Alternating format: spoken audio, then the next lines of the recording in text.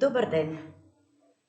Јас сум оделенскиот професор Илинче Митева, која работи во пето оделение во Општинското основно училиште Александар Рударевски Сандево на општина Чучер Сандево. Денес, по ликовно, ќе имаме наставна единица ликовни елементи во сликањето. Поточно, најголем момент ќе задржиме на бојата. Боја. Што е боја? Боја е една визуелна перцептивна способност на луѓето спрема категориите наречени црвено, жолто, сино и други. Бојата е резултат на интеракцијата на светлосниот спектар со светлосните рецептори во окото. Категориите на боите и физичките спецификации на бојата исто така се поврзани со предметите, материјалите, изворите на светлина и така натаму. Пред се од аспект на нивните физички својства, како што се апсорбцијата, впивање, рефлексијата, одбивање или емитувањето, зрачење на светлината. Науките за боите понекогаш се нарекува хроматика.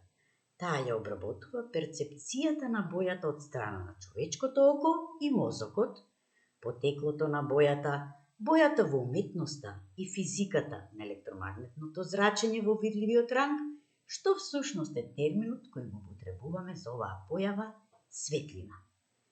Бојата е важен дел од човековото изразување. Уште многу одамна, 1672 година, нашиот славниот Исак Њутон открил дека светлината се разделува во многу бои, откако ќе биде пропуштена низ призма. Овој феномен и способност на светлината тој почнал да го користи за вршење на експерименти преку кои ја анализирал и добил поголеми познавања за нејзините особини.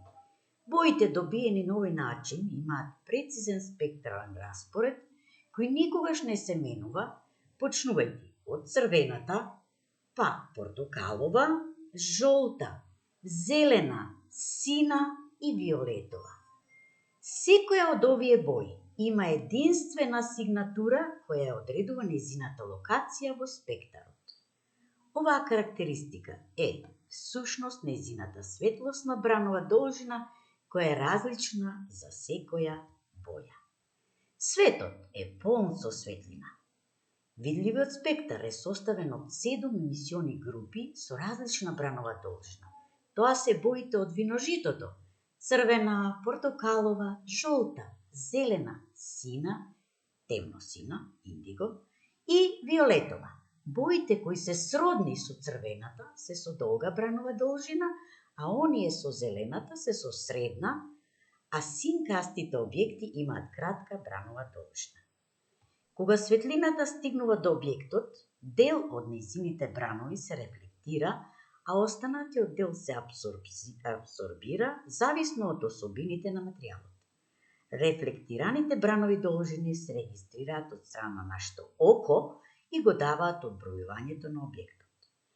Распознавањето на боите е една од најважните функции од човечкиот живот. Светлината која окото ја препознава е само мал дел бранови должини од целокупниот електромагнетен спектар. Секоја различна боја има своја различна бранова должина. Затоа се вели дека бојата е еден вид на перцептуален феномен кој зависи како од самиот набљудувач, така и од условите во кои истата се разгледува. Јас можам да кажам дека нешто што воодушевува од мајката природа, меѓу другите нешта е и виножитото.